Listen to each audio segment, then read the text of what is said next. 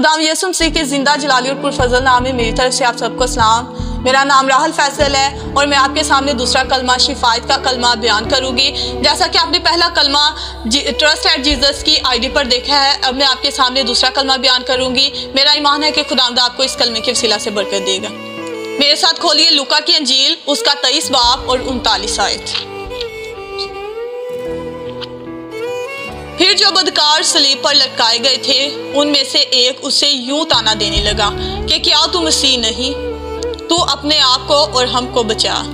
मगर दूसरे ने उसे झिड़क कर जवाब दिया कि क्या तू खुदा से भी नहीं डरता, हालांकि उसी सजा में गिरफ्तार है और हमारी सजा तो वाजिबी है क्योंकि अपने कामों का बदला पा रहे हैं। लेकिन इसने कोई बेजा काम नहीं किया। फिर उसने कहा, ऐ यीशु, जब तू अपनी बादशाही में आए तो मुझे याद करना। उसने उससे कहा, मैं तुझसे सच कहता हूँ कि आज ही तू मेरे साथ फिरदौस में होगा। मेरे अजीजों, देखिए खुदाम यसु मसीह सलीब पर हैं और खुदाम यसु मसीह की दाईं और बाईं तरफ दो डाकू हैं। एक डाकू का अब हमने देखना है कि उसका ज़हनी ख्याल क्या है और दूसरे डाकू का शिफा दो तरह की है, एक जिस्मानी शिफा और एक रूहानी शिफा। आज हमने देखना है कि दाईं तरफ और बाईं तरफ वाले डाकू ने कौन सी शिफा को ले लिया और किसने अपनी निजात को देख लिया। मेरे अजीजों, देखिए फिर जो बदकार सलीब पर लटकाए गए थे उनमें से एक उसे यूं ताना देने लगा।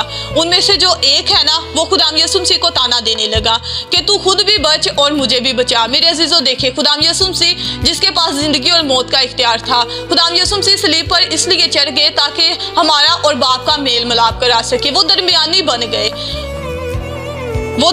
बन गए क्योंकि खुदाम यसु मसीह हम सबों के लिए अपनी जान का कफारा दे दिया। मगर दूसरे ने उसे झिड़क कर जवाब दिया, क्या तू खुदा से भी नहीं डरता, हालांकि उसी सजा में गिरफ्तार है। मेरे अजीजों, वो डाकू थे, वो तो अपनी सजा में गिरफ्तार थे, लेकिन यसु मसीह जो बेगुनाह थे उन्होंने भी सलीब पर अपनी जान का कफारा दे दिया। आज हमने देखना है कि शिफा कौन कौन सी है और शिफा किसने कौन सी ली।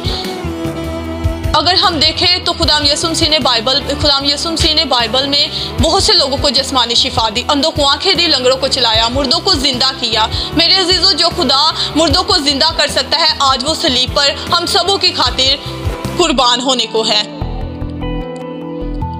और दूसरे डाकू ने कहा, हमारी सजा तो वाजिबी है क्योंकि अपने कामों का बदला पा रहे हैं, लेकिन इसने कोई बेजा काम नहीं किया।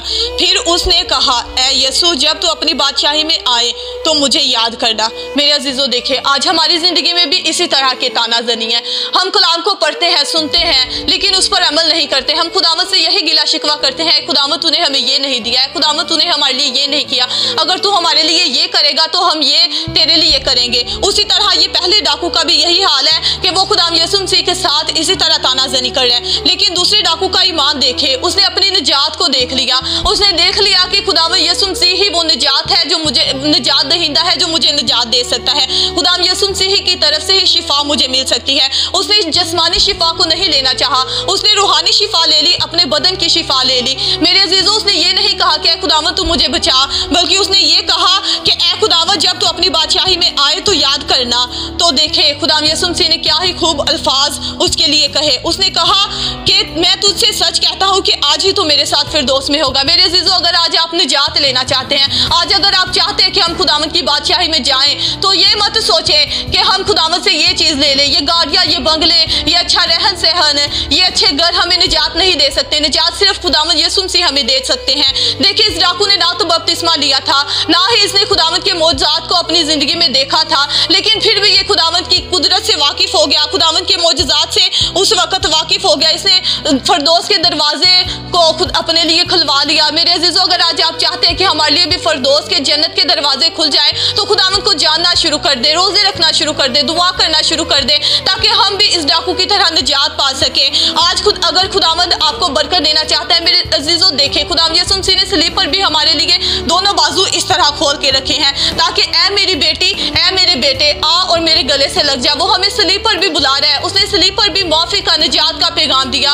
उसने सलीब पर मोहब्बत का पैगाम दिया। आज हमारी जिंदगियों में मोहब्बत नहीं, आज हमारी जिंदगियों में निजात क्यों नहीं है? क्योंकि हम खुदावंद यसु मसीह से मांगते नहीं, हम खुदा यीशु मसीह की कुदरत से वाकिफ नहीं होते। आज हमें कलाम को पढ़ने की ज़रूरत है, उसके मौजज़ात को अपनी ज़िंदगी में लेने की ज़रूरत है, ताकि हम जिस तरह इस डाकू ने निजात पा ली उस तरह हम भी निजात पा ले। मेरे अजीज़ों, उस वक़्त उसने कलाम को नहीं पढ़ा था। आज हमारे पास कलाम है, कलाम को पढ़ने की ज़रूरत है, इस पर अमल करने की ज़रूरत है, खुदावंद से मांगने की ज़रूरत है। आज कहें खुदावंद हम तुझसे निजात लेना चाहते हैं, आज कहें खुदावंद यीशु नासरी तो हमें निजात दे, हम अपनी ज़िंदगी को तेरे कामों में सर्व करना चाहते हैं। तो खुदावंद यीशु मसीह जिस तरह इस डाकू को खुदावंद यीशु मसीह ने नाराज़ नहीं किया, उसके गुनाहों को माफ़ कर दिया और उसके लिए फरदौस के दरवाजे खोल दिए। अगर आज आप भी गुनाहगार हैं तो खुदा के आगे घुटने टेक दे, कहे खुदावंद हमें निजात चाहिए, हमें आप चाहिए, तो खुदावंद यीशु मसीह आपको भी निजात देगा, आपको भी ज़रूर माफ़ कर देगा, क्योंकि खुदावंद यीशु मसीह माफ़ी का पैगाम देते हैं। खुदावंद यीशु मसीह रास्तबाजों के लिए नहीं बल्कि गुनाहगारों के लिए बुलाए गए,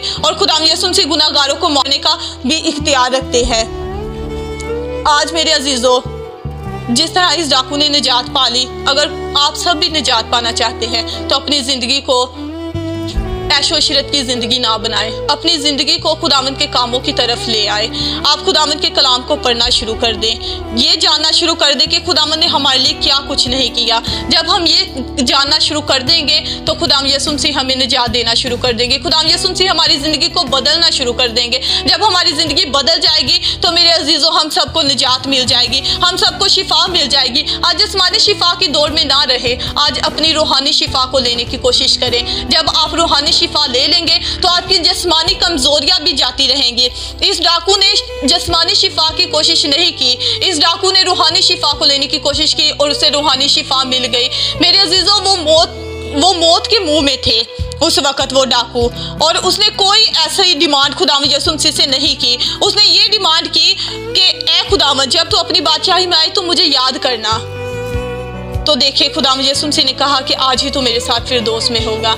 आज हमें भी खुदावंद यीशु मसीह को जानने की ज़रूरत है, आज हमें भी रोने की ज़रूरत है, दुआएं करने की ज़रूरत है। जब हम दुआ करेंगे, जब हम खुदावंद से मांगेंगे तो खुदावंद यीशु मसीह हमें सब कुछ देने की कुदरत रखते हैं। खुदावंद आपको इस कलाम के वसीला से बड़ी बरकत दे।